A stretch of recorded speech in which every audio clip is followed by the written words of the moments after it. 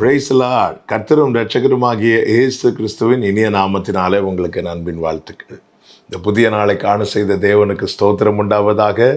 இந்த நாள் ஒவ்வொருவருக்கு ஆசீர்வாதமாய் நன்மையாய் இருப்பதாக. 1 சாமுவேல் 30வது அதிகாரம் அதனுடைய 8வது வசனம்.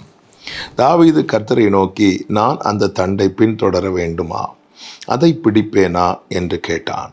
அதற்கு அவர், அதை பின்தொடர், அதை நீ பிடித்து சகலத்தையும் திருப்பிக் கொள்வாய் என்றார். கர்த்தருடைய பரிசுத்த நாமம் மகிமைப்படுவதாக. சிக்லாகிலே இருந்த தாவீதின் குடும்பத்தினர், தாவீதோடு இருந்த 600 பேர்களின் குடும்பத்தினர், இவர்களை அமலேக்கியர் பிடித்து கொண்டு தங்கள் வழியே போய்விட்டார்கள். இப்பொழுது தாவீதும் அவனோடு இருந்த 600 பேர் பார்க்கும்போது தங்கள் சம்பாத்தியங்கள் எல்லாம் அக்னியால் சுட்டரிக்கப்பட்டிருக்கிறது. தங்கள் குடும்பத்தினர் அமலேக்கியர் பிடியில் இருக்கிறாங்க. இவர்கள் பலனில்லாமல் போக மட்டும் அழுதார்கள் என்று வேதம் சொல்லுகிறது. மிகவும் பலவீனப்பட்ட நெருக்கப்பட்ட நிலையில் இருக்கும்போது தான் தாவீது தேவ சமூகத்தில் கர்த்தருடைய வார்த்தையை கேட்குறான், கர்த்தருடைய ஆலோசனையை கேட்குறான். நான் போகலாமா, நான் அதை பின்தொடர வேண்டுமா, நான் அதை பிடிப்பேனா? இப்படி கேட்கும்போது கர்த்தர் வார்த்தையை கொடுக்கிறார். நீ அதை பின்தொடர், நீ அதை பிடித்து சகலத்தையும் திருப்பிக் கொள்வாய் என்றார். பிரியமான கர்த்தருடைய பிள்ளைகளே, தேவ சமூகத்திலிருந்து நமக்கு கிடைக்கிற வார்த்தைகள் எல்லாம் நம்முடைய பயணத்தை தொடர பண்ணுவதற்கு ஏதுவாக இருக்கிறது. ஆனால் நம்முடைய சூழ்நிலைகள் அப்படிப்பட்டது அல்ல. இங்கே தாவீது எப்படி அழுதானாம், 4வது வசனத்திலே சொல்லப்பட்டிருக்கிறது, அழுகிறதற்கு தங்களில் பலன் இல்லாமல் போக மட்டும் சத்தமிட்டு அழுதார்கள். அழுது அழுது அழுது அழுது பலவீனப்பட்ட நிலையில் இருக்கிறார்கள். அது மாத்திரமல்ல, 6வது வசனத்திலே சொல்லப்பட்டிருக்கிறது, தாவீது மிகவும் நெருக்கப்பட்டான். மிகவும் நெருக்கப்பட்ட அனுபவம், பலனில்லாத அனுபவம், மிகவும் நெருக்கப்பட்ட அனுபவம். அங்கே இருந்த 600 பேரும் தாவீதின் மேலே கல்லெறியும்படி தீர்மானிக்கிறான். ஒரு ஆபத்தான நிலை.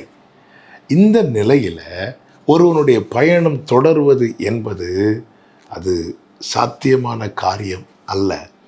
ஆனாலும் இப்படிப்பட்ட சூழ்நிலையில் ஒருவனுக்கு தேவனுடைய வார்த்தை உண்டாகுமானால் அவனுடைய பயணத்தை முடக்க யாராலும் முடியாது. இந்த நாளிலே கிருபையாய் கர்த்தர் இந்த வார்த்தையை நம்மோடு பேசி கொண்டிருக்கிறார்.